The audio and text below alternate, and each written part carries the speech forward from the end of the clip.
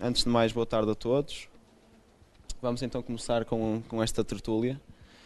Bem, eu passaria por começar a apresentar o nosso orador, que é o Ari Ferreira da Cunha. O Ari foi um dos fundadores do debate universitário em Portugal. Ele começou por criar a Sociedade de Debates na Universidade do Porto, certo? Se não estou em erro. E a partir daí conseguiu levar este conceito, este movimento, a todos os pontos do país.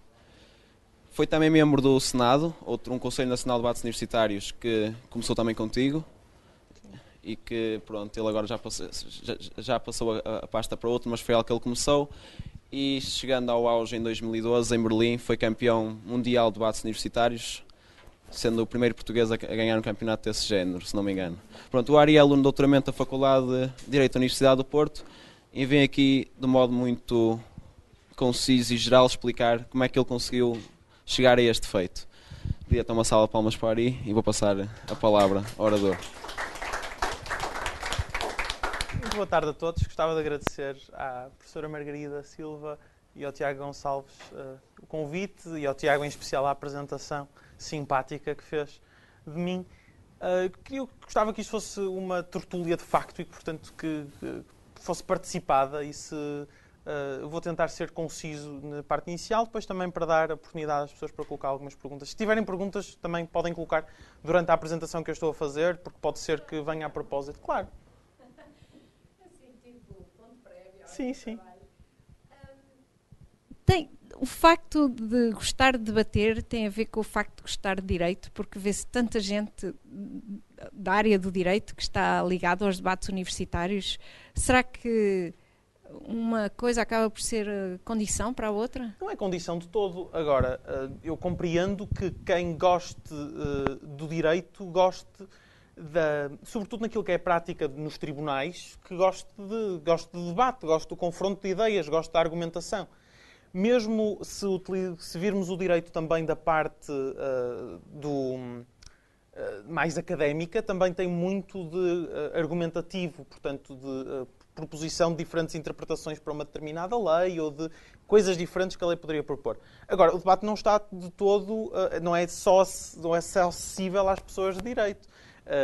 E a nível internacional nem sequer existe uma grande supremacia do direito relativamente às outras áreas. E mesmo em Portugal não existe, por exemplo, no caso da Universidade do Porto, neste momento bastante mais na economia.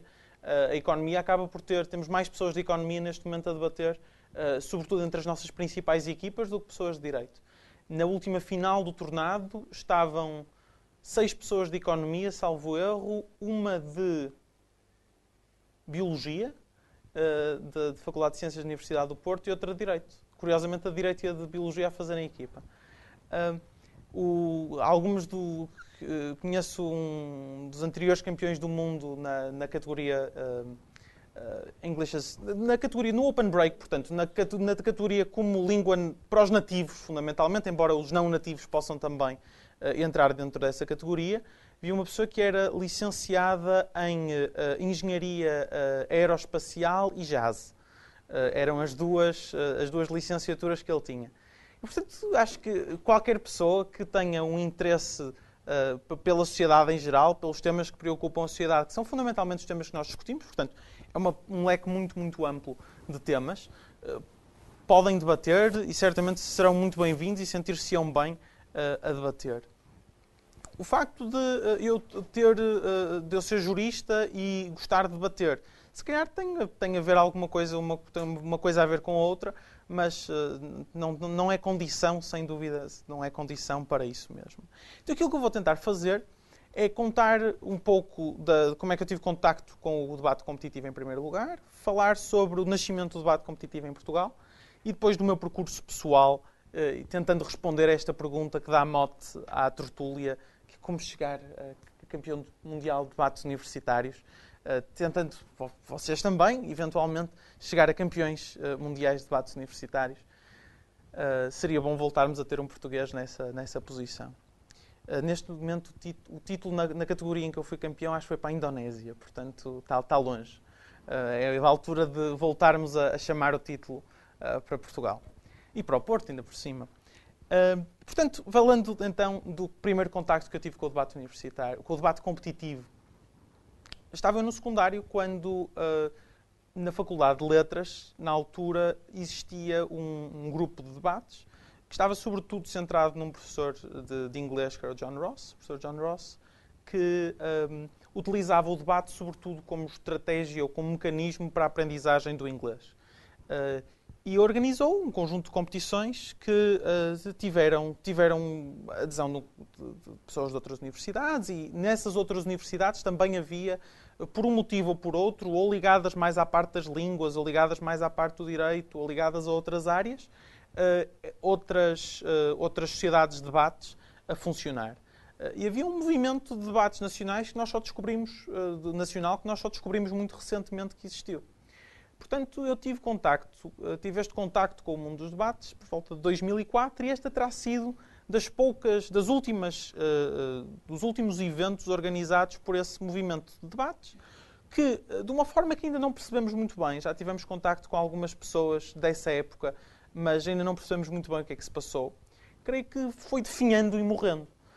Foi desaparecendo de algumas das universidades em que estava presente. As pessoas que estavam neste movimento foram saindo, foram se licenciando, foram acabando os seus cursos e foram indo para o mercado de trabalho, foram deixando de ter tempo para alimentar estes projetos e, portanto, eles acabaram por cair no esquecimento. Portanto, depois deste primeiro contacto que eu tive, provavelmente em 2004, quando cheguei à Universidade do Porto em 2006, não havia nenhuma sociedade de debates, muito para surpresa minha inicialmente. Mas, na altura, também não estava em condições, ou achava que não estava em condições, no meu primeiro ano, de fazer um clube. Mas esperei algum tempo, meti-me na Associação de Estudantes, na comissão de curso, estava no jornal, estava na praxe também. E, portanto, fui fazendo alguns contactos, fui percebendo que havia uma grande sede de discussão. Reparem que nesta altura é a altura dos blogs. Alguém ainda sabe o que é um blog aqui destes? Pronto, é uma espécie de Tumblr, mas antigo. E era um sítio onde se escreviam coisas, não é? Antes do Facebook ter devastado os blogs, era assim uma coisa onde as pessoas escreviam as suas opiniões e tal. E a Faculdade de Direito da Universidade do Porto, onde eu estava a estudar e continuo a estudar agora em doutoramento, estava a fervilhar com blogs. Nós, a determinada altura, conseguimos contabilizar 80 blogs ativos numa faculdade com cerca de 1.200, 1.250 estudantes. Portanto, havia imensos, e muitos deles com mais do que um autor. Havia destes blogs, alguns com 8, 9, 10 autores. Portanto, quase toda a gente tinha um blog, muita gente tinha blogs ativos, muita gente escrevia diariamente nesses blogs. Os blogs tinham, alguns deles, dezenas, se não centenas de visitas.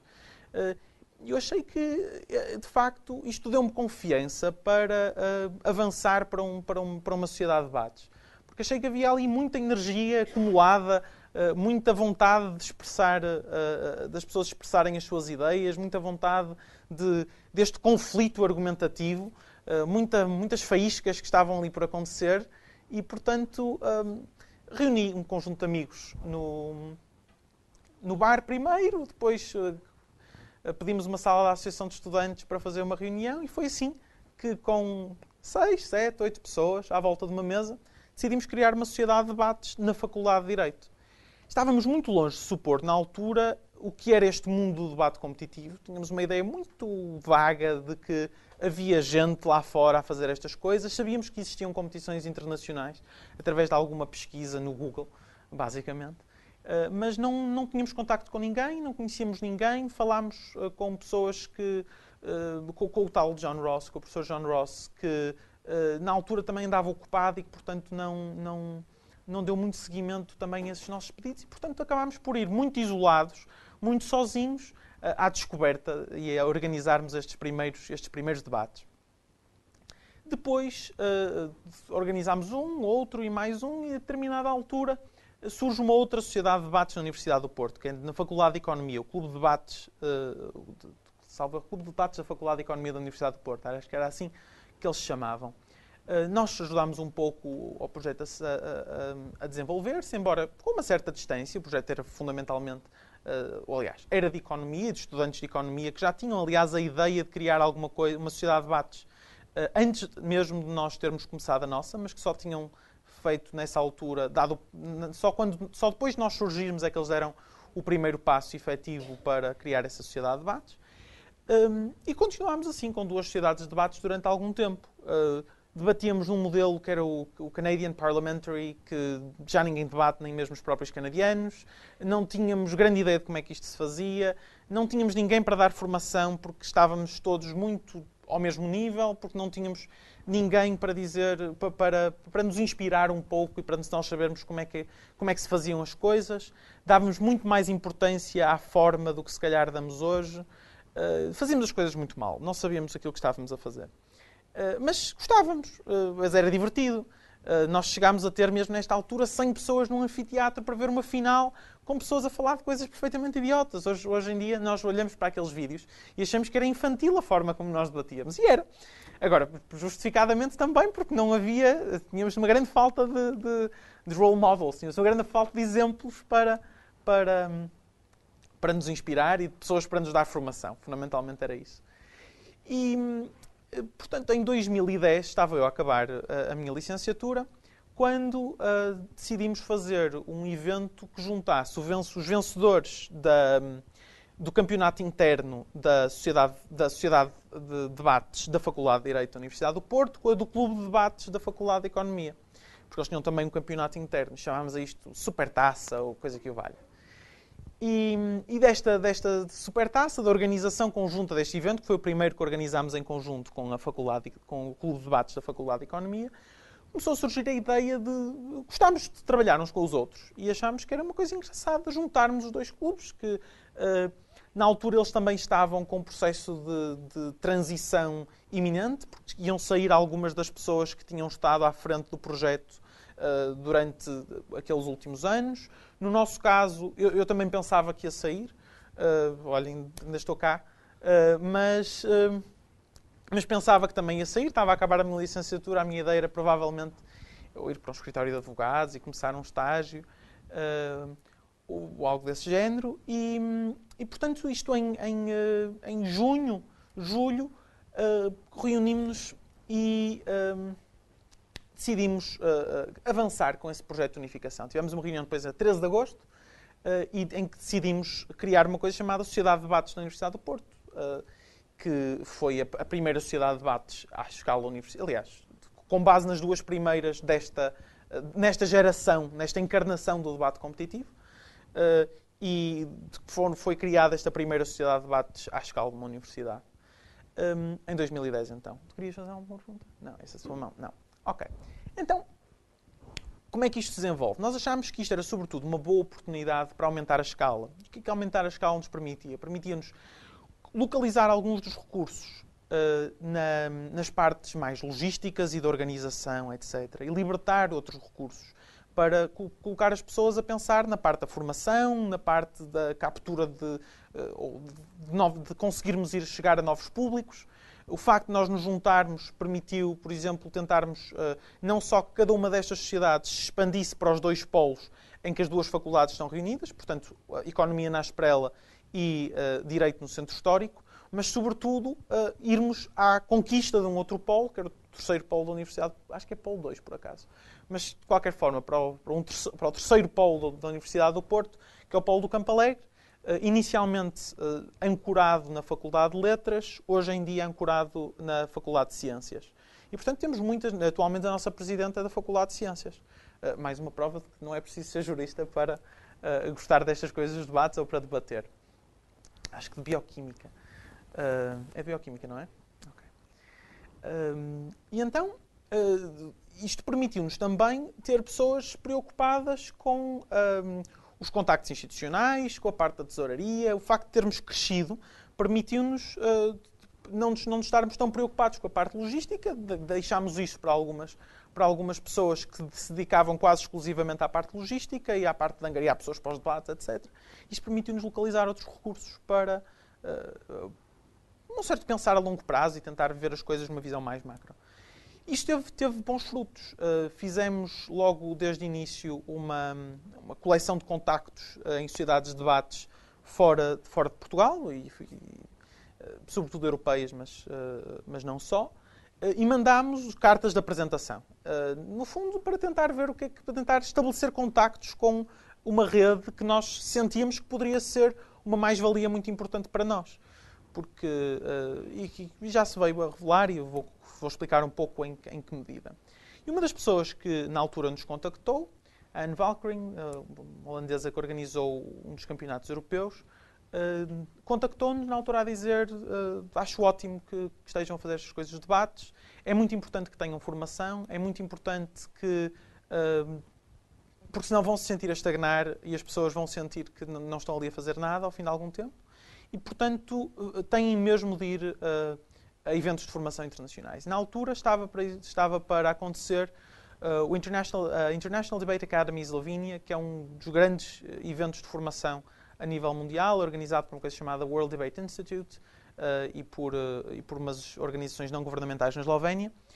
E nós fomos lá com uma equipa, fui eu e a Denise na altura, e abriu-se um mundo incrível para nós, porque nós não sabíamos que estas coisas existiam. Neste momento existem cerca de 900, provavelmente mais de 900, ou provavelmente mais de 1000, mas 900 pelo menos registadas na IDEA, sociedades de debates pelo mundo, universitárias.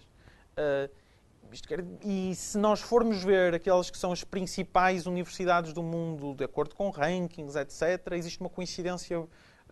Existem ainda mais sociedades. As sociedades estão muito concentradas naquelas que são as melhores universidades do mundo. Quase todas elas têm sociedades de debates, muitas delas sociedades de debates muito ativas. Mesmo se forem ver rankings internacionais de debates e rankings das universidades, às vezes existem coincidências grandes. Obviamente não a coincidência de primeiro, segundo, terceiro, mas é normal entre as 50 primeiras nos rankings internacionais estarem nos 100 ou 200 primeiros nos rankings dos debates e vice-versa. Mas mais do que isto, existe muita gente nisto, existem muitíssimas competições. Um dos números que eu gosto mais de apontar nestas alturas é do tempo que demorou a preencher 400 vagas para o Campeonato do Mundo em Manila.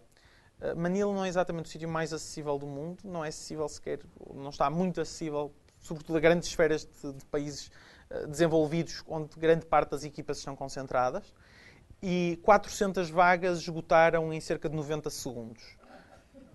As vagas esgotaram em 90 segundos. Portanto... Mas estavam todos lá. Sim. Sim. A inscrição mais rápida foi em 11 segundos, acho eu. Acho que nós nos inscrevemos em 16. Ou em 16 segundos. Mas já sabiam. Sim. Aquilo é a história. Nós já sabíamos que existia muita concorrência para isto. E nós desenhámos um pequeno programa para anexar ao nosso browser para o programa quase fazer a inscrição por nós, porque senão não íamos conseguir fazer isto. Portanto... Pronto, aquilo basicamente é um programa fácil, quer dizer, é para preencher automaticamente campos de preenchimento. Portanto, adivinhámos mais ou menos quais seriam os campos de preenchimento e desenvolvemos uma pequena coisinha para o browser para ele preencher os campos de preenchimento automaticamente. Portanto, aquilo foi quase só o carregar da página e o submeter da página sobre a grande pressão. Pronto, e pouco mais deve ter sido. Pronto, mas feiras à parte, existe um mundo gigantesco de pessoas que estão envolvidas nisto e um mundo de pessoas, sobretudo, muito interessantes. Há gente que... a Maia Nedadovic foi uma das pessoas que nós trouxemos ao último IDC, foi uma das pessoas que, infelizmente, por circunstâncias da sua vida, viveu em primeira mão a Guerra dos Balcãs e que, portanto, tem-se tornado uma advogada de reconciliação, sobretudo neste contexto, que tem desenvolvido alguns programas para reconciliação de alguns grupos nesse contexto. Criou, por exemplo, uma sociedade de debates na Bósnia, que era das poucas instituições, acho que é em Mostar, em que eles têm 2 universidades de cada um dos lados do rio. Mostar é uma cidade que tem uma ponte muito bonita e antiga, que separa a cidade, mas que separa mesmo, porque separa do ponto de vista étnico, do ponto de vista religioso, e também tem 2 universidades. E ela criou uma sociedade de debates nessa cidade, em que tinha, quando foi lá colocada num projeto das Nações Unidas, em que juntou as 2 universidades para criar uma sociedade de debates para essas 2 universidades. Permite-nos conhecer, por exemplo, no Campeonato do Mundo em Berlim, tive uma situação também um pouco caricata em que num minuto estava a falar com uma palestiniana que me estava a dizer cobras e lagartos dos israelitas e daquilo que eles faziam quando ela tentava entrar nos aeroportos e da impossibilidade dela ir para se reunir com os seus familiares, etc. No minuto seguinte estou a conversar com um israelita que me está a dizer mais ou menos cobras e lagartos palestinianos. E estas conversas, de facto, acabam por abrir-nos para diferentes possibilidades. Graças a isto também, já fui à China, sobretudo para dar alguma formação nos últimos tempos, e isso tem sido uma experiência muito enriquecedora, porque permite-nos ser confrontados com modelos de valores muito diferentes, com ideias muito diferentes, com culturas muito diferentes, e tem sido muito entusiasmante esta viagem para mim, quer do ponto de vista pessoal, de enriquecimento pessoal. Obviamente que também do ponto de vista das competências, obviamente também do ponto de vista das capacidades de análise e comunicação, mas até diria mais do ponto de vista do enriquecimento pessoal. Esta tem sido uma jornada muito enriquecedora. E, portanto, nós, sendo confrontados com este mundo novo no debate competitivo internacional, não houve volta atrás para nós. Decidimos começar a organizar logo nesse ano o nosso próprio evento de formação, que foi o International Debate Camp, onde trouxemos alguns dos melhores treinadores do mundo a Portugal. Na altura trouxemos, numa primeira edição, trouxemos um grupo relativamente pequeno de treinadores, de grande qualidade, mas assim relativamente pequeno. Na segunda edição que tivemos do IDC, tínhamos, eu já não me lembro exatamente das contas, mas tínhamos 2 campeões do mundo no secundário, 2 campeões do mundo, ou um campeão do mundo no universitário, 3 finalistas do campeonato do mundo 3 finalistas no campeonato do mundo universitários, 3 finalistas 3 vencedores do campeonato europeu, 3 ou 4 vencedores do campeonato europeu, 2 semifinalistas do campeonato do mundo, 2 semifinalistas do campeonato europeu, tudo isto em 5 pessoas. Portanto, tínhamos de facto ali muita qualidade concentrada. E isso acho que nos permitiu também darmos um salto muito considerável do ponto de vista da qualidade dos nossos oradores e formar muitos oradores. Se não diretamente, indiretamente, porque depois as pessoas que receberam formação nesse tipo de eventos depois tiveram a oportunidade de passar os conhecimentos para as pessoas seguintes. E o facto de termos tido até um conjunto significativo de pessoas que estiveram nessa formação, isso faz com que tenhamos um conjunto significativo de pessoas capazes ou mais capazes de dar formação depois a outras pessoas. Depois tivemos o campeonato europeu e as coisas continuaram um pouco por aí. E é se calhar nesta altura que começará qualquer coisa como a minha jornada ou a minha caminhada para chegar a campeão do mundo.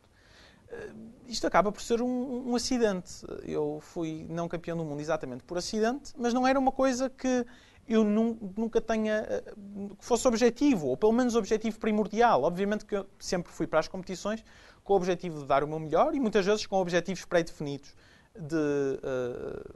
se não de vencer, de chegar a finais. Isso depende também de conversas que íamos tendo com o nosso parceiro. Mas o meu objetivo fundamental ao ir para estas outras competições era fortalecer a Sociedade de Debates da Universidade do Porto, mas diria até que, sobretudo, o Movimento Nacional de Debates Universitários. Nós sempre tivemos uma postura muito aberta relativamente à Sociedade de Debates da Universidade do Porto, sempre teve uma perspectiva muito aberta relativamente a isso. Sempre procurámos, ainda na última competição, na última formação que tivemos antes do torneio nacional, abrimos a formação que demos aos nossos oradores para se prepararem para essa competição às demais sociedades de debates. Houve poucas pessoas a aproveitar esse facto, mas abrimos de facto essa competição. Não sei se chegaste a ir. Não, foi um bocado em cima, mas ok. Sim, foi aberto à STC, foi aberto. E então, a nossa perspectiva sempre foi de que precisávamos de ter algumas pessoas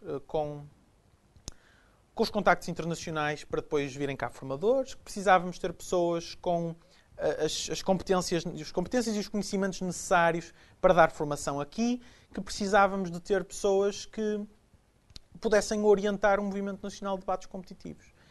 Isto, julgo eu, aqui fazendo alguma psicoanálise ou autopsicoanálise, diria eu que um pouco espicaçados por aquilo que aconteceu à anterior encarnação de debate competitivo, que acaba por funcionar aqui um pouco sempre como um fantasma a pairar sobre as nossas cabeças, porque nós não queremos que isto volte a acontecer.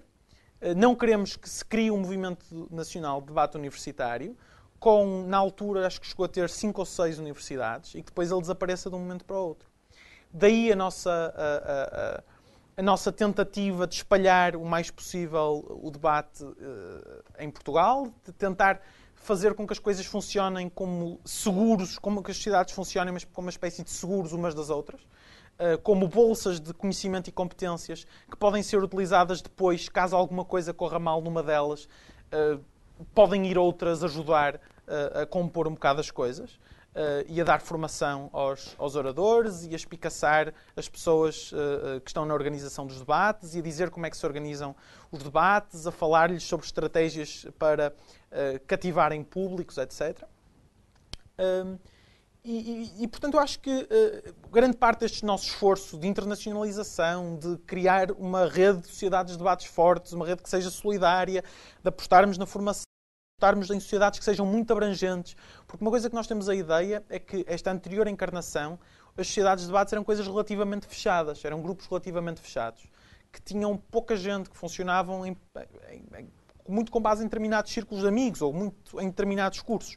Portanto, nós estamos a tentar chegar ao máximo número de cursos possível, ao máximo número de faculdades possível, de forma a tentar garantir que isto tem condições de sustentabilidade a longo prazo. E parte disso era também criar um sistema que fosse exposto internacionalmente. Porque acho que isso é importante. É importante porque permite dá às pessoas uma grande vantagem do ponto de vista do enriquecimento pessoal. O facto de já é enriquecedor terem contacto com pessoas diferentes dentro da própria universidade, com backgrounds diferentes dentro da própria universidade. Ainda o é mais à escala nacional, mas acho que a dimensão internacional do confronto com pessoas de diferentes culturas, com diferentes circuitos de debates que percepcionam as coisas de forma ligeiramente diferente, etc., torna as coisas ainda mais enriquecedoras desse ponto de vista. As próprias viagens e o facto de hoje, ao contrário de quando nós começámos a debater, termos muitas viagens subsidiadas e, em alguns casos, até 90% dos valores da viagem mais inscrição, é de facto uma oportunidade brutal que estamos a dar às pessoas. A Fundação Francisco Manuel dos Santos deu-nos, ou tem vindo a colaborar connosco no sentido de patrocinar a deslocação de várias dezenas de oradores todos os anos, ou no ano passado, várias dezenas de oradores para competições internacionais. Infelizmente, não temos tido tanta gente a aproveitar estas oportunidades, mas ainda assim temos tido um número considerável de pessoas a aproveitá-las, e ainda bem, e eu que julgo, espero que a renovação do contrato assim o dite, mas espero que no próximo ano volte a haver, se calhar, ainda mais pessoas dispostas a ir a competições internacionais com estes apoios. Sim, claro. Eu gostava de perceber, para uma pessoa que nunca tenha experimentado, Uhum. que tipo de competências é que se desenvolvem para além das competências mais sociais, não é? Mas aquelas que são específicas, Uhum. o que é que faz um debatedor? Eu sintetizo geralmente isto em competências de análise e comunicação. São as duas grandes áreas que eu julgo que são desenvolvidas. Como exatamente? Uma das partes fundamentais do debate é a análise da moção. Quando nos dão uma moção que pode ir desde esta casa legalizaria a prostituição, que deve ser das mais standard que existem. As pessoas que estão na formação de debate e comunicação sabem que este é provavelmente o exemplo mais repetido de sempre. Ou legalizaria as drogas, ou qualquer outro do género. Até coisas mais rebuscadas, como esta casa acredita que a China deveria... como é que é? era esta casa... esta casa acredita que a China deveria lutar por se manter a fábrica do mundo. Ou coisas como aquela que foi a moção da final do Campeonato do Mundo em que nós vencemos, que era esta casa aplaude o declínio da hegemonia dos Estados Unidos. Nós éramos oposição a isto. E que mais? Podem ser temas desde relações internacionais, bioética, algumas de costumes debatem-se muito. Ontem a moção que foi debatida em direitos foi uma coisa um pouco estranha, que era esta casa proibiria manifestações públicas de afeto. Portanto, pode ser debatida muita coisa. E quando nós somos confrontados com um destes debates que toda a gente já está habituada a ter, da eutanásia, drogas, aborto, prostituição, políticas de redistribuição, troicas, subidas ou descidas de impostos. Quer dizer, todas estas coisas nós estamos mais ou menos habituados a discutir na praça pública e, portanto, vem-nos imediatamente à cabeça um conjunto de argumentos que nós podemos reproduzir mais ou menos por cópia. Nós já ouvimos as pessoas a reproduzirem estes argumentos, podemos reproduzi-los.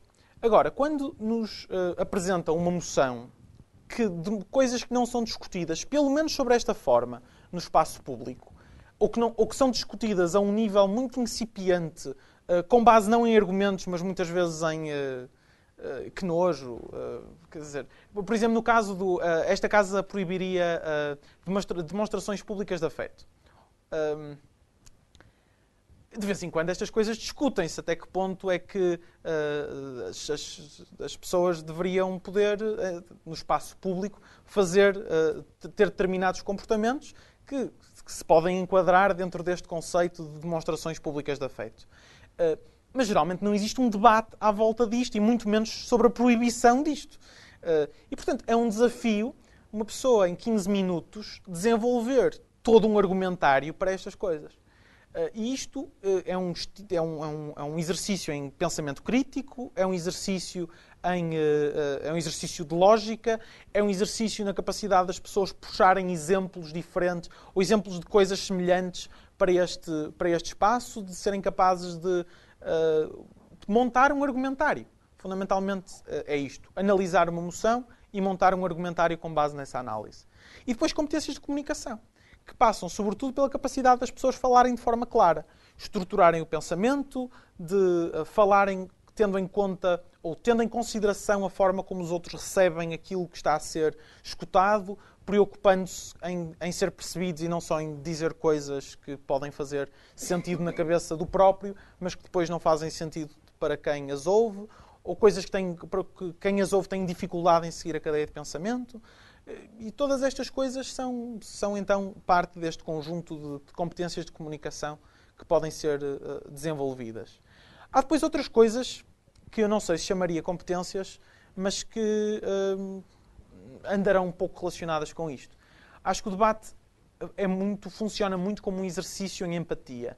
Porque nós constantemente temos de nos referir não só porque é que determinadas coisas são verdade, mas também porque é que elas são relevantes. Porque é que determinadas discussões são relevantes, sobretudo. Porque é que determinados argumentos são relevantes. E ao fazermos isto, vamos inevitavelmente ter de falar porque é que determinados interesses são importantes e porque é que as pessoas que têm esses interesses importam. Porque é que nós nos devemos preocupar com determinados grupos. E estes grupos podem ser coisas muito diferentes. Podem ser os ricos, os pobres, as mulheres, os homens, os homossexuais, os heterossexuais, as minorias religiosas, as maiorias religiosas. Todas estas coisas vão entrar em conflito no debate. Todos estes interesses de diferentes stakeholders na nossa sociedade vão entrar em conflito nos debates. E, portanto, o debate oferece-nos uma oportunidade para empatizarmos com estes diferentes grupos. E de explicarmos porque é que os interesses destas pessoas são relevantes. E de explicarmos porque é que estas pessoas têm de ter um lugar na nossa sociedade. E discutirmos qual deve ser esse lugar e como é que se podem articular os interesses e as vontades destes diferentes agentes na nossa sociedade. Isso é um exercício em empatia, que eu acho que desenvolve a capacidade de nós nos colocarmos na pele dos outros. E como exercício em empatia, acaba por ser um exercício também em tolerância. Portanto, na nossa capacidade de entendermos o outro e aceitarmos o outro. Portanto, aqui não numa perspectiva até negativa de tolerância, mas é numa perspectiva positiva de tolerância, de aceitação do outro, apesar das divergências que aceitamos o outro. Sobretudo quando temos de debater posições que não são as nossas. Aí ganhamos, porque temos de desenvolver um argumentário que seja o mais possível assente em argumentos plausíveis. Desenvolvemos, se calhar às vezes até argumentos melhores do que muitas vezes ouvimos para defender determinadas posições em que não atacamos, em que não acreditamos. E isso favorece uma compreensão do outro. Depois, do ponto de vista da organização, para as pessoas que estão mais na parte da organização dos debates, acho que também favorece competências sociais e de relações interpessoais, ou porque as pessoas têm de se juntar para fazer uma sociedade de debates, para fazer com que essa sociedade de debates funcione. E, sobretudo, para as pessoas que chegam a lugares de liderança nas sociedades de debates, acho que desenvolve, sem dúvida, também competências de liderança, de gestão de conflitos, de negociação, se quisermos falar de negociações de parcerias, de falar com professores para nos darem, para nos tirarem para permitirem aos alunos ir a determinadas coisas, ou de falar com os diretores das escolas para nos darem salas, ou com os funcionários para nos facilitarem determinadas coisas. Portanto, acho que todas estas coisas podem ter a sua utilidade. Enquanto, no fundo, experiências de liderança e à volta disto, com uma esfera de como é que isto se chama? Gestão de recursos humanos também, que vai para além destas coisas da gestão de conflitos, de tentar alocar talentos a diferentes áreas e tentar ver em que áreas é que as pessoas que nós temos disponíveis para trabalhar connosco melhor podem dar o seu contributo. Tudo isto com um grande desafio, que é a incapacidade de nós motivarmos as pessoas, os nossos colaboradores, sem incentivos monetários, sem lhes pagar um salário, sabendo eles que, mesmo que estejam a fazer um mau trabalho, bem, podem ser despedidos, mas não ficam sem o salário, não é? Portanto, todo isto é um exercício muito interessante de como motivar pessoas, como fazer com que elas vistam a camisola, como resolver conflitos entre estas pessoas, como chegar a decisões, como negociar parcerias. Na parte da organização.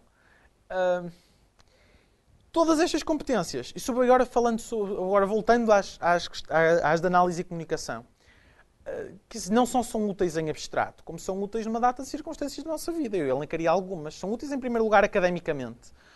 Acho que grande parte, sobretudo em sítios que exigem de nós resposta a perguntas de resposta aberta, é muito importante as pessoas terem tanto capacidade de análise como capacidade de comunicação. Se estamos a falar de orais, então mais ainda, porque a capacidade das pessoas de se manterem algum sangue frio durante o oral vai depender muito do treino que elas tenham a falar em público e da tranquilidade com que elas tenham a fazer isso. Depois também, do ponto de vista, aliás, a própria forma como depois nós estruturamos as nossas respostas, como nos lembramos de argumentos novos para justificar, etc. Depois, do ponto de vista profissional, não só porque há uma certificação destas competências através de ser finalista de um campeonato do mundo, ou vencedor de um campeonato do mundo, mas também finalista de um campeonato nacional, ou finalista de um Open de Belém, ou finalista de um Open de Lisboa, ou de um IDC, etc. Por outro lado, portanto, é uma linha bonita no CV para reduzir isto. Mas, por outro lado, não é só uma linha bonita no CV, é uma linha bonita no CV à qual correspondem, de facto, competências, que são úteis numa entrevista de emprego, para também estar à vontade para falar, para também resolver problemas que especialmente as consultoras gostam de quantas bolas de ping-pong cabem num jumbo, num avião, num 747. Que também precisamos de um determinado conjunto de competências de análise dos problemas, de capacidade de compor os problemas em problemas mais pequenos, de separar determinadas fases da nossa resposta, de estruturar as nossas respostas, etc. de pensar e falar ao mesmo tempo. Depois, mas que também não só nos ajudam a conseguir emprego, mas também a manter esses empregos, porque depois a vida real está cheia de desafios destes, de desafios à nossa capacidade de análise e comunicação. De análise, porque os problemas, provavelmente, se vos estão a empregar, é porque ainda não há máquinas a fazer o vosso trabalho, sobretudo às pessoas que estão num curso de ensino superior. Portanto, as pessoas que não têm um curso superior é porque provavelmente não compensa, os salários delas são tão baixos que não compensa criar máquinas para isso. As que têm um curso superior é porque ainda não descobriram forma de colocar máquinas a fazer o vosso trabalho. E, portanto, as competências de análise aqui são muito importantes. E de análise de problemas que são complicados e problemas que não têm uma resposta única, problemas que são de resposta aberta. E, portanto, quando vocês, a vossa capacidade de manter estes empregos e de ser bons, mais até do que manter estes empregos, numa perspectiva de que é bom terem brio e fazerem um bom trabalho nos vossos empregos, nos vossos trabalhos, é resolverem estes problemas de resposta aberta, problemas que necessitam das vossas competências de análise. E depois, do ponto de vista da comunicação, há muito poucas profissões para que a generalidade de vocês vão trabalhar em que não precisem de vender alguma coisa a alguém, de trabalhar em equipa, de falar ou com chefes ou com subordinados, ou seja o que for, de que não tenham de resolver conflitos com colegas, que não tenham de elaborar, de convencer alguém de alguma coisa. E ajuda, de facto, as pessoas aí terem estas competências de análise e comunicação. E depois eu também acho que ajuda bastante nas próprias relações pessoais. Eu lembro-me que depois não sei se foi o primeiro, se foi do segundo IDC, tive uma amiga minha que foi ao segundo IDC e que disse que... o IDC é o International Debate Camp. Já passei à sigla, embora passei diretamente à sigla. O IDC é o International Debate Camp. Este grande evento de formação que organizamos. Estamos a tentar organizá-lo outra vez. O problema não organizámos o ano passado por causa do financiamento. É um programa que fica caro. De colocar num hotel algumas dezenas de pessoas com os melhores formadores do mundo é uma coisa que ainda fica cara e as pessoas não estão muitas vezes dispostas a pagar o custo real. O que quer dizer que temos de arranjar formas de compensar o custo real com patrocínios e com apoios e tal. Isso é o evento de formação que cá em Portugal? Sim, no Porto e em Ofir. Sim, é internacional no sentido em que há participantes internacionais e há oradores internacionais. Aliás, a última edição isto tem uma vertente de formação que depois termina com uma competição de 2 ou 3 dias. E a última edição foi ganha por pessoas do Bangladesh. Portanto, aliás, na final tínhamos uma equipa portuguesa, uma equipa com uma russa e uma lituana, uma equipa do Bangladesh e uma equipa com 2 húngaros, acho eu. Portanto, é de facto uma competição bastante internacional. Sim? Desculpa interromper. Podes explicar um bocadinho como é que funciona a metodologia dos debates? Ok. Como é que é os sistemas, a mecânica, como é que é o júri, como é que se decide quem ganha? Ok. Como funcionam as equipes em Sim. confronto? Isto funciona com 4 equipas. É um modelo com 4 equipas. 2 no governo, 2 na oposição, 2 na parte de cima, que falam primeiro, e depois 2 que falam na parte de baixo. Portanto, isto funciona assim. Há um primeiro-ministro que tem como função definir a moção, de avançar alguns argumentos a favor da moção. Depois há um líder da oposição que oferece um ponto de clash, um ponto de confronto com aquilo que o primeiro-ministro está a apresentar. Estas posições são aleatórias, são dadas às pessoas antes de as avisar de qual vai ser o tema que vai ser discutido. Portanto, elas sabem qual é a posição e depois é que sabem qual é o tema. Depois de ser apresentado o tema, há 15 minutos de preparação. E depois desses 15 minutos de preparação, há discursos de 7 minutos. Portanto, começa o debate com base em discursos de 7 minutos. Fala o primeiro-ministro, fala o líder da oposição, fala o adjunto do primeiro-ministro, fala o adjunto do líder da oposição. E, portanto, terminam as 2 equipas a primeira parte do debate. E depois o debate passa para a segunda casa, em que há um discurso do membro do governo que pretende apresentar uma extensão, ou seja, fazer um contributo original para o debate, que seja ao mesmo tempo coerente com aquilo que o primeiro governo disse, mas ou mais relevante ou mais desenvolvido. No fundo, tem de fazer uma coisa que seja... Podem apresentar novos argumentos ou pode apresentar os argumentos que foram apresentados inicialmente muito melhor. Ou uma combinação destas duas estratégias. Mas eles vão ser, todas as equipas estão umas contra as outras e vão ser avaliadas na medida da sua capacidade de contribuir para o debate. E de vencer os pontos apresentados pelas equipas opostas e de ceder nas suas contribuições as equipas ou da primeira casa ou da segunda casa, consoante estejamos a falar do primeiro ou do segundo governo. Ou da primeira ou da segunda oposição. Desculpa? Duas pessoas. Portanto, é primeiro-ministro, líder da oposição, adjunto do primeiro-ministro, adjunto líder da oposição. Por isso são duas pessoas de cada um dos lados. E depois há um membro do governo que faz esta extensão. O membro da oposição que faz também esta extensão. E depois, os dois últimos discursos do debate, da segunda pessoa a falar de cada uma das segundas casas, é um discurso de resumo. É aquilo que se chama whip speech. É um discurso de aquilo que não pode apresentar argumentos novos, mas aquilo que faz é resumir o debate. E é dizer, um lado apresentou uma coisa, o outro lado apresentou outra, ou houve determinadas questões no contexto do debate, a oposição respondeu assim, o governo respondeu assado, e tentar, no fundo, facilitar o trabalho de pesar os argumentos dos diferentes lados ao orador, obviamente apresentando uma versão dos acontecimentos que seja favorável ao seu próprio lado.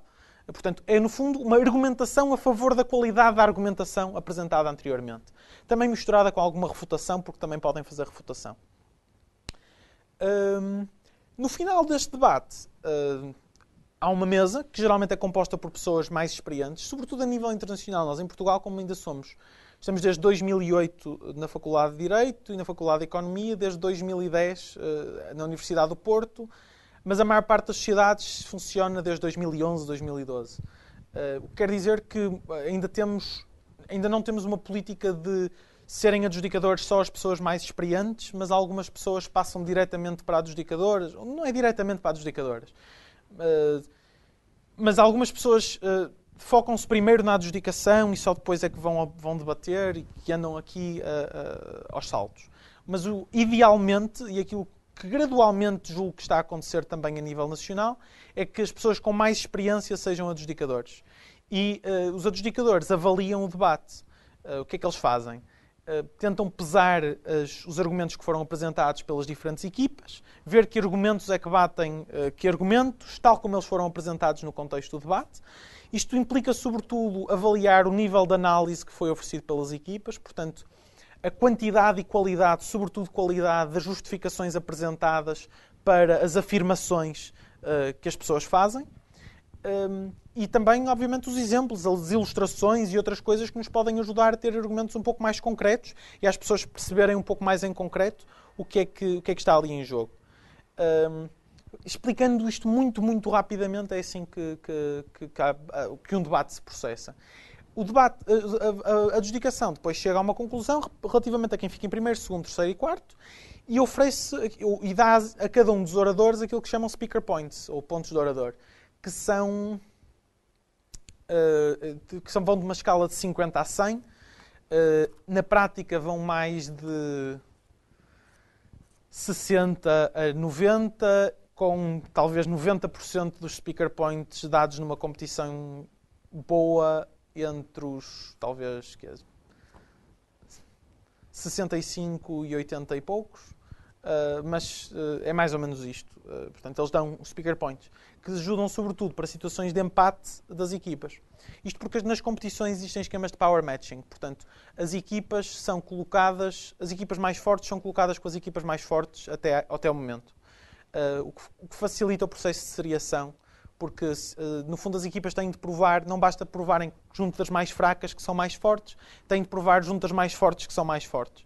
E ao longo de várias rondas, isto permite uma seriação mais rápida das equipas entre si. E é assim, depois, a determinada altura, na maior parte das competições, aquilo que acontece, chega-se ao fim, passam ou para a final as 4 melhores equipas, ou para semifinais as 8 melhores equipas, ou para quartos de final as 16 melhores equipas. E depois as equipas confrontam-se entre si nestes duelos e as 2 melhores em cada debate passa para o debate seguinte. Portanto, os quartos de final para as semifinais, as semifinais para a final. É um pouco assim que uma competição funciona. Sim? Tenho uma pergunta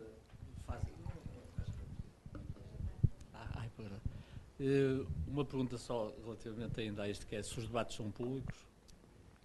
São. E a outra questão era, eu fiquei curioso em saber o que é que a sua amiga... Exatamente, sim. Entretanto é que estava a responder a perguntas e já me ia esquecer dessa questão. Então a minha amiga, depois de ir ao IDC, isto no contexto de isto poder ajudar as pessoas nas suas relações individuais, em que ela disse que depois do IDC decidiu acabar com o namorado. Porque foi capaz de melhor pesar os prós e contras da sua própria relação, de entender que os prós e contras da sua relação não estavam a funcionar e tal, e depois de ganhar coragem para comunicar a sua decisão ao namorado. Portanto, isto também acaba por poder ajudar as pessoas na sua relação. Eu namoro com uma pessoa que também está ligada aos debates e com uma excelente oradora, por acaso. E de facto acho que também acaba por facilitar esta parte da comunicação. Nós os dois sermos pessoas que se decompõem os argumentos, discutem as coisas passinho por passinho. Às vezes ajuda. Mas de uma forma um pouco mais séria. Quer dizer, isto pode ajudar as pessoas desde convencer os pais a sair à noite até convencer os pais a sair à noite todas as noites da queima. Agora que é uma coisa que se calhar aqueles meninos lá atrás devem estar interessados em fazer. Até aumentar as mesadas, até comprar-lhes bilhetes para a queima. Todas estas coisas são, no fundo, dependentes da nossa capacidade de persuasão, que está muito dependente da nossa capacidade de análise e comunicação. Sim. Talvez valha a pena. Talvez valha a pena explicar que, muito embora isto seja em torno dos debates universitários, quem não é aluno universitário tem outras oportunidades, não é? Nos concursos abertos. Sim. Os Opens são torneios abertos a toda a gente. Portanto, já há muitos estudantes do secundário, ou alguns estudantes do secundário que participam nestas competições. Nós tivemos, acho que mesmo uma estudante que estava a passar do básico para o secundário a participar no IDC numa das edições. E, portanto, as competições e os eventos de formação que nós fazemos geralmente são abertos. A única exceção a isto é o torneio nacional, que está feito como um torneio nacional. É torneio nacional de debates universitários. E, portanto, está feito como um torneio para universitários.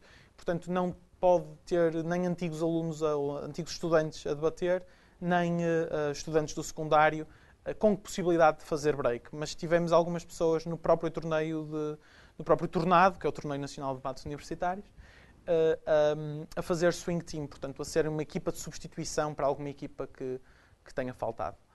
Aliás, houve uma dessas equipas swing que faria break, ou seja, que estaria entre as 12 melhores na competição, e, portanto, passaria à fase seguinte caso lhe fosse possível. E alguns desses torneios abertos, alguns dos Opens que nós temos, já foram ganhos por estudantes do secundário. Portanto, se forem estudantes do secundário, se tiverem irmãos, amigos, etc., que ainda estejam no secundário, podem chamá-los para estas competições abertas. Sim? Esses torneios nacionais são em português? Sim. São em português? Nós ainda não temos nenhuma competição em Portugal. Aliás, a única competição que tivemos em Portugal que foi em inglês foi associada ao International Debate Camp. Essa que é uma coisa que chamamos Porto Open. Mas que se realizou 2 vezes. Mas essas foram as 2 únicas competições em inglês. Todas as outras competições são em português. Mas depois, quando passam para fora... Obviamente que falamos em inglês. Sempre em inglês. Existe também um campeonato do mundo em espanhol, e existe um campeonato do mundo em árabe, e existe um campeonato do mundo em francês. Ainda não existe um campeonato do mundo em português, mas estamos a tentar trabalhar nisso. Existem poucas sociedades de debates em países lusófonos. Existe uma coisa incipiente em Timor, mas na Universidade Nacional de Timor-Leste, mas já está a dar os primeiros passos. Já começou este ano a dar os primeiros passos. Em Moçambique, a Universidade de Debates de Moçambique, salvo erro. No Brasil existe, só que existe uma bastante desenvolvida em Fortaleza, na Universidade Federal do Ceará.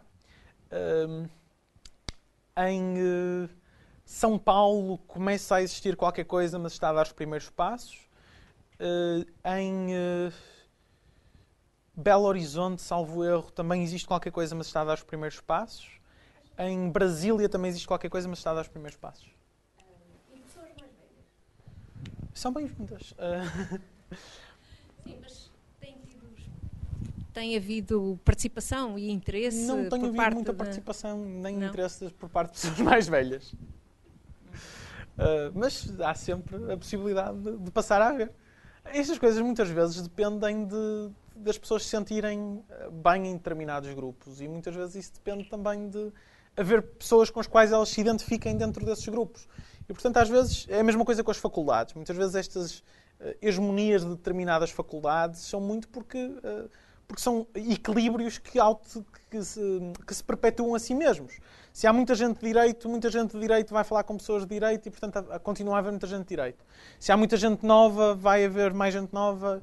Se houvesse, mas se calhar, mais gente, se começassem a entrar algumas pessoas, se calhar, mais velhas, se associassem a isto, se calhar conseguiam que as pessoas mais velhas não se sentissem tão deslocadas quando se juntassem a estes grupos e, portanto, mais pessoas mais velhas se poderiam juntar. Não sei agora, se há mais alguma pergunta? Sim. Se não, voltava depois àquilo que tinha mais ou menos programado. Peço desculpa. Não há problema. Os temas de discussão, ou os tópicos, ou as moções, Sim. vêm de algum pool pré-existente? Não. Ou não? Como é que são É assim, criados? podem vir. Como é que são Existem vários pools pré-existentes de moções, vários arquivos de moções, mas geralmente para as competições, existe uma CA Team, que é um conjunto de 1, 2, 3, 10 pessoas, que 10 pessoas só faz sentido se estivermos a falar de competições à escala mundial, em que é preciso ter refletidas nessa pool de quem decide, nesse grupo que decide as moções, a representação de muitos circuitos diferentes, de muitas sensibilidades diferentes, de muitas tradições de debate diferentes, de forma a garantir que as moções são equilibradas para diferentes condições de debate, para garantir que existe uma diversidade de sensibilidades que também estão representadas nessas moções. Mas geralmente são 3 pessoas, 2 pessoas que decidem as moções. São convidadas pela organização. Quando, no caso do campeonato nacional, do campeonato europeu, do campeonato do mundo, como existe um processo de candidaturas para a organização desses eventos, geralmente é proposta uma equipa de adjudicação conjuntamente com o resto da candidatura, que explica onde é que as coisas vão ser feitas, onde é que as pessoas vão almoçar, onde é que vão ficar alojadas, em que sítios é que vão ser, etc. Faz um orçamento, etc. Conjuntamente com as candidaturas, é um pouco como os Jogos Olímpicos, mas mais pequenino, um bocadinho.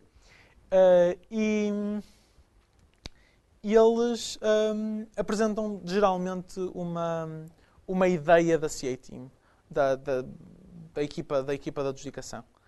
Mas depois são escolhidas aleatoriamente as moções? Não são escolhidas por essas pessoas. Geralmente tendem a funcionar como um conjunto. A ideia é que haja vários temas representados, que haja ao longo da moção.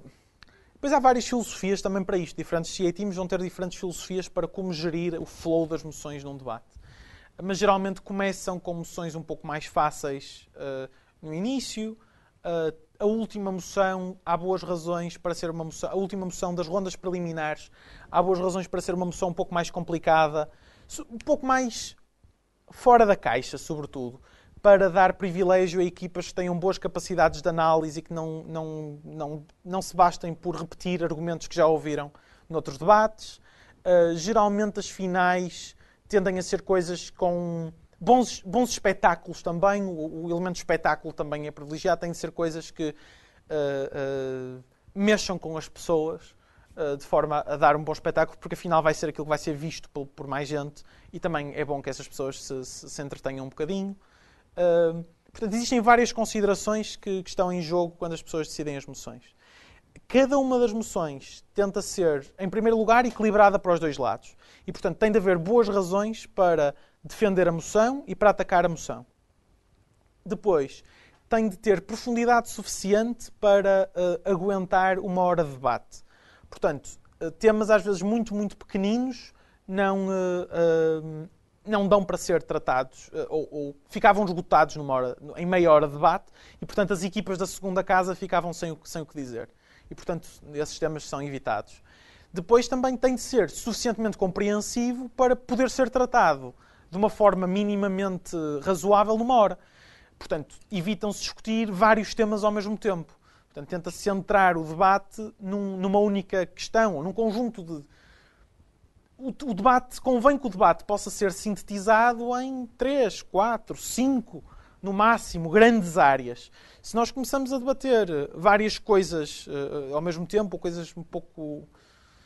Quer dizer, não vamos discutir, sei lá, drogas e prostituição ao mesmo tempo. Quer dizer, é bom limitar o conjunto também de coisas que estamos a debater ali. Antes, têm aquilo que trouxerem. Ou seja, podem consultar todos os elementos, manuscritos ou não, portanto, ou impressos ou manuscritos, não podem ser eletrónicos, que trouxerem para o debate. Não podem consultar outras equipas e nem elementos eletrónicos. Mas há equipas que mantêm case files. Não sabem qual é o tema, digamos assim. Não, mas há temas que se repetem. E, portanto, se nós tivermos uma lista de 100, 200, 300 temas, há uma boa hipótese de, pelo menos, acertarmos aí em metade das moções. Acertar, quer dizer, não é das moções, mas em metade dos tópicos de debate. Se formos para um torneio internacional, quase certeza que uma das moções vai ser sobre relações internacionais. E dentro das relações internacionais, hoje em dia, há uma boa possibilidade de ser Crimeia e relações com a Rússia. Há uma boa possibilidade de ser Irão e sanções e tal. Uma boa possibilidade, muito boa possibilidade de ser conflitos no Mar da China. Uma boa possibilidade de ser situações de conflitos regionais em África, mas ainda assim não diria. Talvez Mali pudesse surgir, talvez Congos, Ugandas pudessem surgir, mas seria mais remoto. Primavera Árabe ainda é possível sair, embora esteja a ficar um bocadinho fora de moda. Depois, relações entre os BRIC, talvez também possa sair. Relações entre os Estados Unidos e a Europa, agora no contexto da assinatura dos tratados de comércio. Que mais? No contexto da União Europeia também é muito possível que saia alguma coisa, até porque as eleições europeias estão aí à porta. E, portanto, as pessoas vão fazendo estes cálculos do que é que pode sair. E vão criando as suas próprias bases de dados, ou pessoais, ou das equipas, ou das sociedades de debates, de forma a prepararem-se para as competições. Ok? Bem. Então, falando um pouco, ou voltando a falar um pouco desta caminhada, eu já falei um pouco sobre isto, mas de qualquer forma, até chegar a campeão do mundo, o que é que foi feito? Portanto, isto não era de facto o meu objetivo, era mais o fortalecimento do movimento. Se eu tentar ver o que é que eu fiz para trás de bom aqui, eu ainda poderia retirar algumas lições que julgo que são importantes. Em primeiro lugar, acho que um investimento forte na formação. A começar na International Debate Academy Eslovénia, depois nos 2 IDCs, no primeiro como organizador, participando em algumas coisas, no segundo como uma figura de treinador júnior que nós criámos para o IDC, de forma a encaixar algumas pessoas que ora davam formação, ora acabavam por estar a receber também um pouco de formação, e também como uma forma de permitir às pessoas, permitir a criação de lideranças locais, ou de formadores locais. Portanto, nós não colocámos algumas pessoas, até se calhar com experiência no panorama nacional, mas ainda assim com menos experiência, como treinador júnior, de forma a dar a estas pessoas algum ritmo para dar formação. Porque isto espalhando por diferentes sociedades de debates, de forma a que estas pessoas se sentissem depois à vontade para criar os seus próprios programas de formação nas diferentes sociedades de debates. E depois também nas diferentes competições internacionais. Existe também muito material online, muito bom, de muitos workshops interessantes que são filmados e que estão disponíveis online gratuitamente no YouTube. Depois eu posso dar links às pessoas que estiverem interessadas nisso. E, portanto, acho que uma aposta na formação foi importante. Depois, a participação em competições também é vital. Primeiro porque é necessário um determinado ritmo para sermos bons a debater. Sobretudo do ponto de vista da velocidade, é muito difícil se vocês ficarem muito tempo sem debater, e sem debater no contexto competitivo, que é um contexto em que nós queremos ganhar, e o querer ganhar faz com que nos esforcemos mais para sermos melhores. Isto necessita este ritmo requer requer que nós sejamos oleados e que a nossa cabeça esteja oleada para pensar rapidamente, para analisar rapidamente as moções. Se nós somos os primeiros ministros e temos 15 minutos para preparar um discurso de 7, precisamos de facto de estar preparados para muito rapidamente perceber quais são os assuntos principais num debate, perceber o que é que os outros podem dizer, perceber como é que nós vamos responder, tentar separar os diferentes argumentos, estruturar ideias, desenvolver ideias, arranjar exemplos para estas ideias e formas de ilustrar estas ideias. Não há problema. Explicar a relevância destas ideias, falar com o nosso colega sobre isto, tomar uma decisão a propósito de se vamos tomar mais uma hard line, se mais uma soft line, se vamos ser mais radicais ou mais moderados, se vamos apresentar um caso com mais nuances ou com menos nuances. Todas estas coisas em 15 minutos é muito complicado se não tivermos se não tivermos muito ritmo. E esse ritmo faz-se muito com base nas competições. Por muito que vocês treinem, a forma relaxada como os treinos geralmente são, faz com que as pessoas não tenham pontuações tão altas. Nós reparámos isso, por exemplo, até nas próprias competições internas que tivemos na Universidade do Porto. Os mesmos oradores têm pontuações muito mais altas no campeonato nacional do que em competições menores e mais altas, muitas vezes, em competições menores do que têm nos campeonatos internos. E, se calhar, melhores nos campeonatos internos do que têm nos debates de treino. Porque nos debates de treino as pessoas ligam menos à forma como estão a debater, pressionam-se menos e essa falta de pressão faz com que tenham, às vezes, prestações um bocadinho piores. E, portanto, se o objetivo é melhorarmos e puxar os nossos limites e conseguir debater melhor, a parte competitiva é muito importante. E a parte competitiva internacional, então, é ainda mais importante, porque ainda que o movimento nacional esteja neste momento bastante melhor ou esteja neste momento melhor do que estava há uns anos, e tenha algumas equipas interessantes, etc., a qualidade que nós temos numa sala de topo, num torneio nacional, provavelmente não é uma sala mediana, não chega a ser uma sala mediana num campeonato do mundo. E, portanto, sobretudo se estivermos a falar de misturar nativos e não nativos. Portanto, nós aprendemos muito quando vamos lá fora e vemos pessoas que têm muito mais anos disto. Quer dizer, é natural.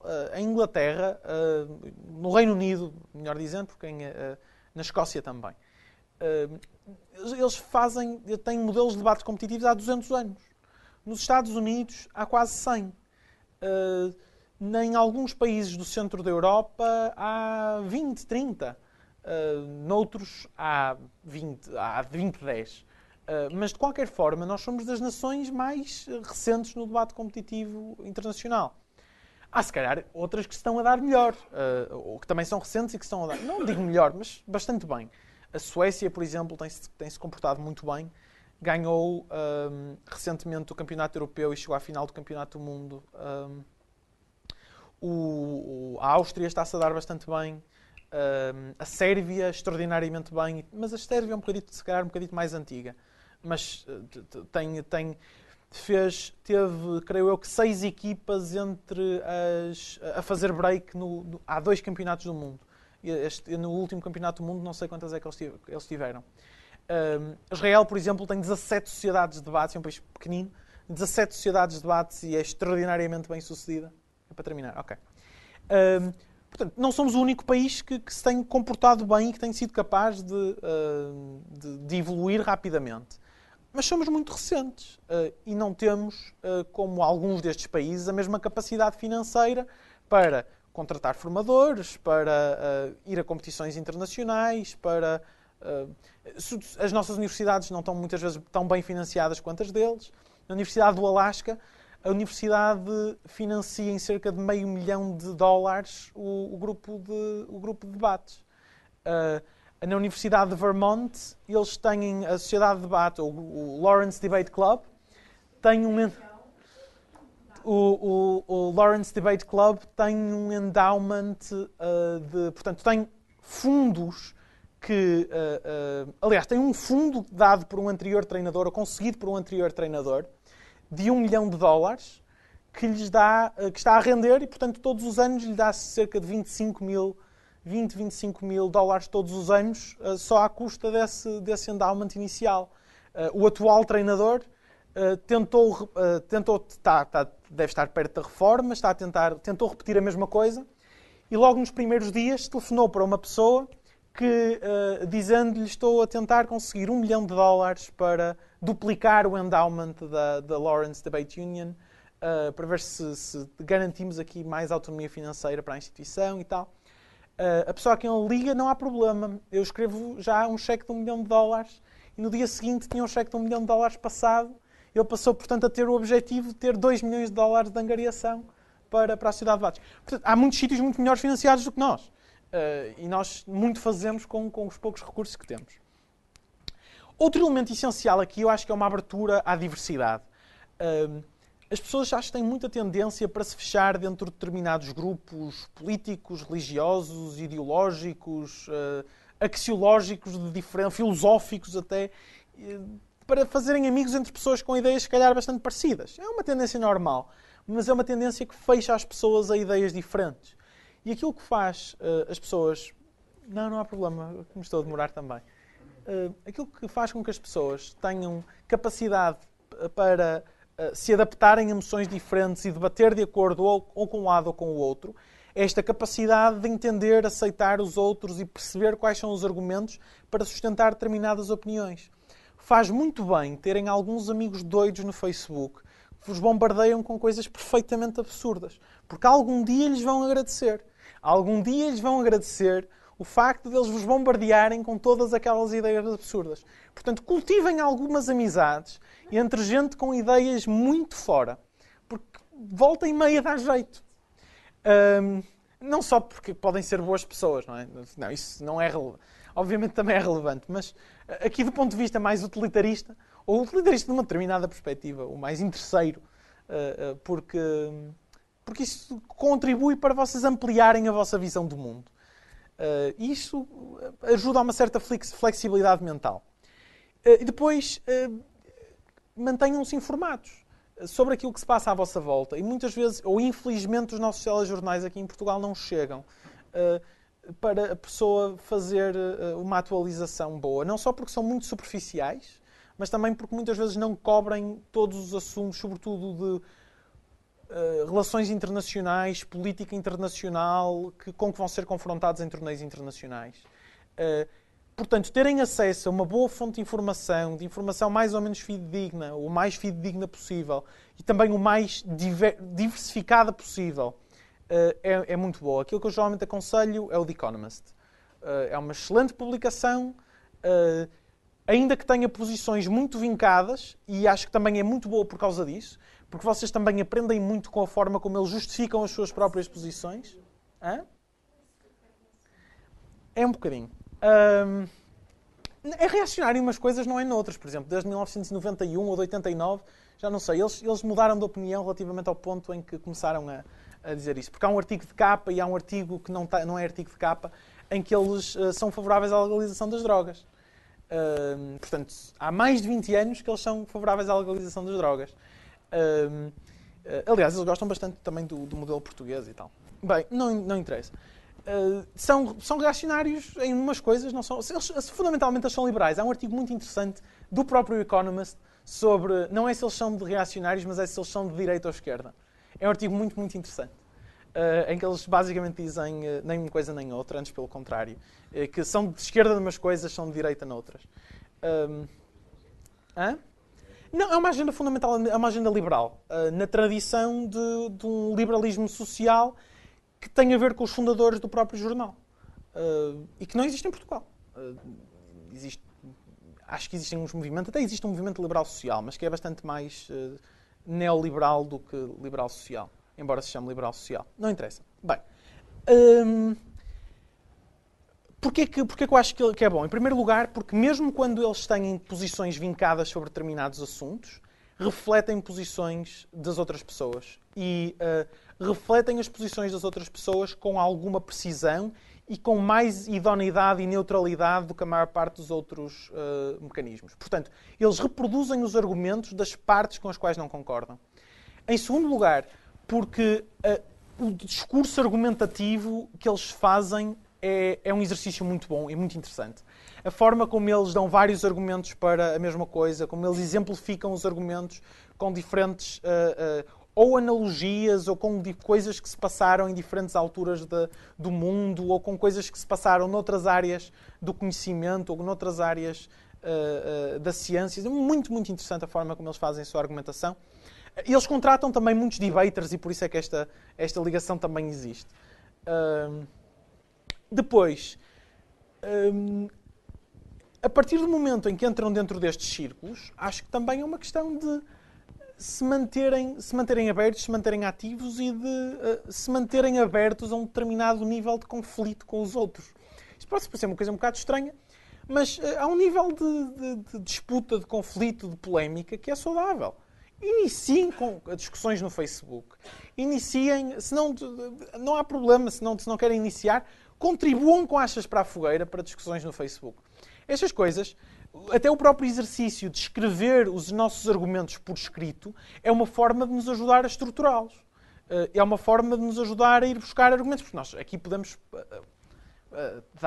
fazer uma pausa e dizer: deixa-me ver se eu encontro uma boa ilustração aqui para este argumento. E até vão ao Google e pesquisam umas coisas e tal, e escrevem um textinho todo bonito. As pessoas até pensam: fogo, este tipo é que sabe, não é? Eu tenho de escrever aqui um comentário no Facebook que é a citar este e aquele, e estas estatísticas e as outras estatísticas. Está muito bonito. Bem,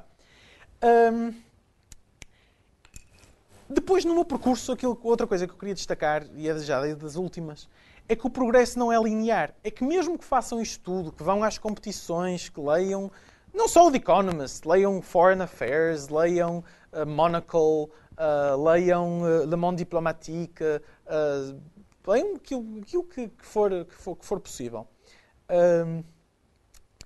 Mas depois disto, depois de fazerem todo este investimento, vão ter um percurso inicial em que claramente sentem que estão a ficar melhores e que sentem que isso se reflete até nos vossos speaker points e que isso se reflete no vosso sucesso nas competições. Mas chegam a determinada altura em que vai haver se não uma estagnação, muitas vezes até um aparente retrocesso, em que vocês podem estar numa escala ascendente de speaker points, mas depois deixem os speaker points e depois sobem outra vez, mas não tão alto, e depois voltam a descer e depois ficam na mesma. E, portanto, nós estamos muito habituados a esquemas de progresso linear. Quanto mais enchemos um copo, mais o copo fica cheio. Quanto mais bebemos a água do copo, menos o copo tem a água cheia. Menos o copo fica cheio. Estamos habituados que as nossas competências funcionem um pouco na mesma altura. Mesmo na forma como o nosso sistema de ensino está feito, nós não voltamos para o primeiro ano da faculdade porque alguma coisa de errado acontece, não voltamos atrás. Nos debates e na vida em geral, estes processos de voltar atrás, ou de aparentemente voltar atrás, fazem parte do processo de crescimento e desenvolvimento. Fazem parte do progresso. Faz parte de nós chegarmos a determinada altura, não termos determinados problemas nos nossos discursos, na forma como nós analisamos as noções, na forma como nós transmitimos as nossas ideias e não conseguirmos desbloquear e não conseguirmos ultrapassar essas dificuldades. E às vezes mais complicado é nem sequer sabermos exatamente que dificuldades são essas. Porque nós compreendemos que não chegamos a um determinado patamar. Muitas vezes percebemos que há outras pessoas que são muito melhores que nós e que nós não estamos lá, mas não percebemos aquilo que temos de fazer para chegar lá. E isto pode ser um período que depois se pode replicar ao longo da vossa vida, até ao longo do vosso percurso de debates, em que vocês se vão sentir a estagnar ou se vão sentir a retroceder e que vão ter aqui uma crise de meia-idade ou uma crise de confiança, o que acontece com quase todas as pessoas.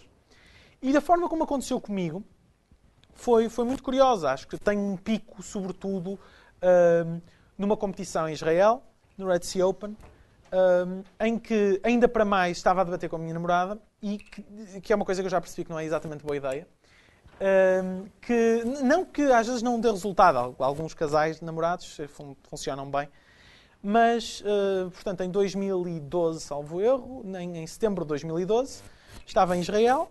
As coisas não correram mesmo nada bem. Uma competição já não me corria tão mal há muito tempo.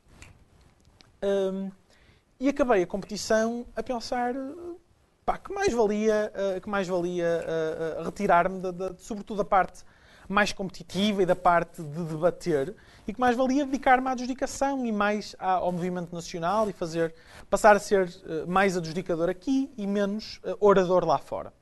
Isto porque já tinha deixado de ser orador daqui, pelo menos com alguma regularidade há algum tempo.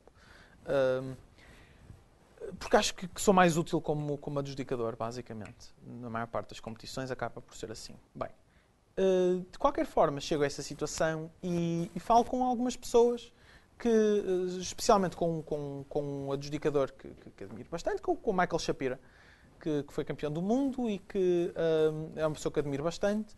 Mandei-lhe um e-mail, e estava nesse evento, e mandei-lhe um e-mail a dizer acho que se passa isto assim, não sei o que é que devo fazer, se me devo focar mais agora na adjudicação, se devo continuar a focar-me no debate, não sei o que é que está a passar. E ele diz-me, em primeiro lugar, que isso é uma coisa normal, e depois, e faz-me um pouco este discurso da progressão não ser linear, mas mais do que isso, tenta ajudar-me a desbloquear em alguns elementos.